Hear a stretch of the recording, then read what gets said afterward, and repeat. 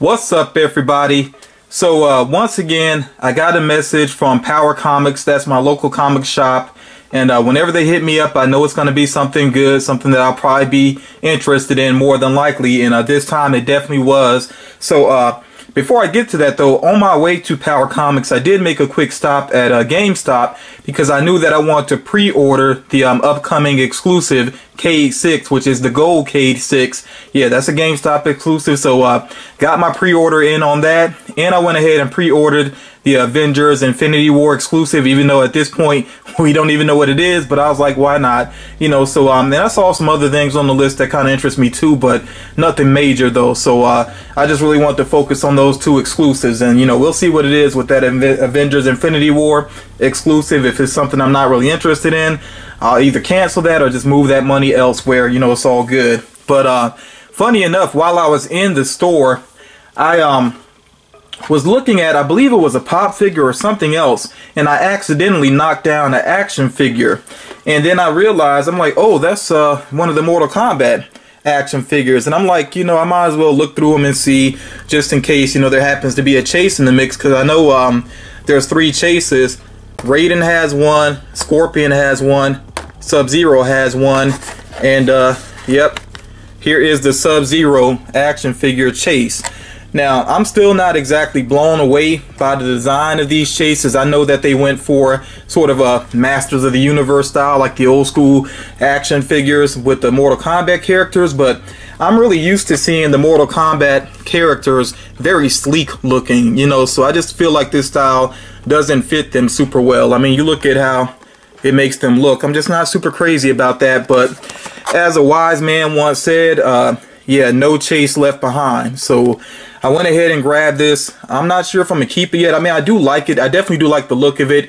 Maybe not the body sculpt necessarily, like the, you know, the I guess you would say maybe like the way the arms are shaped and the legs are shaped, you know, just that styling. Not super crazy about that, but the look here with the clear blue, you know, definitely fits Sub-Zero very well. I like that he has his ice weapons up in there. So yeah, I mean, overall, I think this is probably one of the better looking ones, just because you don't notice that style quite as much, how it doesn't quite suit the characters. But yeah, that's pretty cool. So I'll see whether or not I end up keeping this one, but for now I'm definitely happy with the look of it.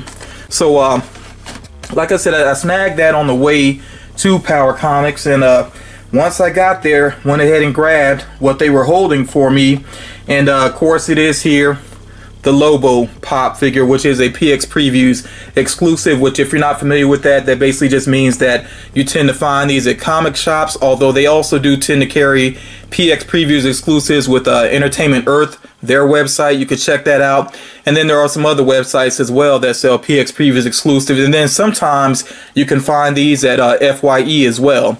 So yeah, this Lobo one, I've really been waiting on it. When they first revealed it, I was like, yes, gotta have it, like right away, because I really do like this character. I actually want to read some of his standalone comics. Okay, and there you see the side of the box. And of course I'm gonna actually get him out here in just a moment. Got the comic art there on the back.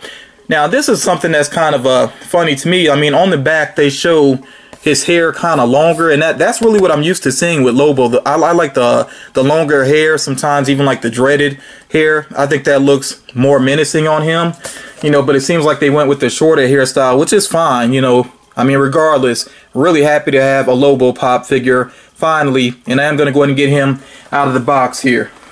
Here he is, and yeah, he looks pretty awesome. Yeah, he's got his submachine gun going on there. I would assume that's like a submachine gun type weapon.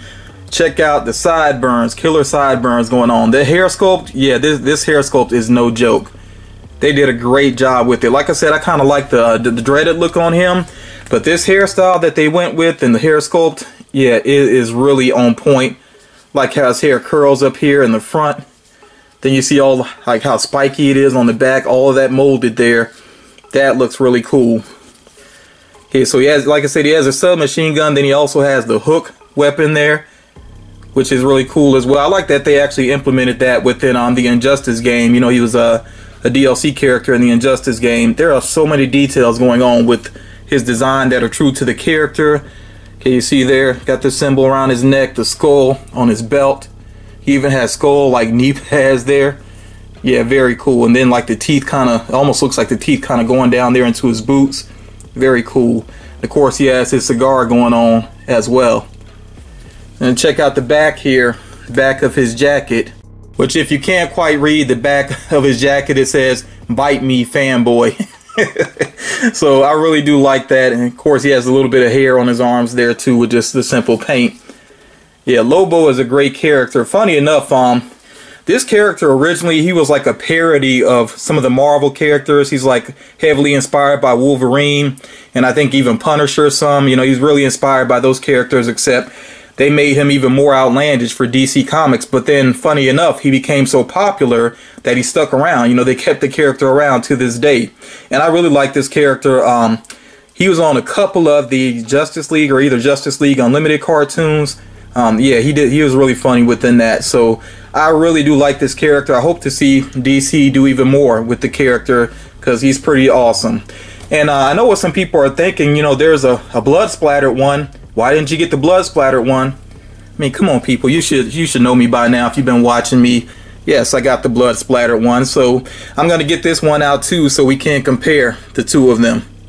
Now, this is what I call blood splattering. This is not just a little flick of the brush like they've done with some of the figures, you know, some of the pop figures like the Tiffany Chase figure. You know, this is some for real blood splattering that actually almost makes the design feel different. I mean, look at his hands and his weapon, blood all over the place, you know, like he's actually been putting in some work. Even here on his boots, like you can see in his boots, like he's been stomping around in blood or something, and the blood splattering, it just goes everywhere, even up into his hairline.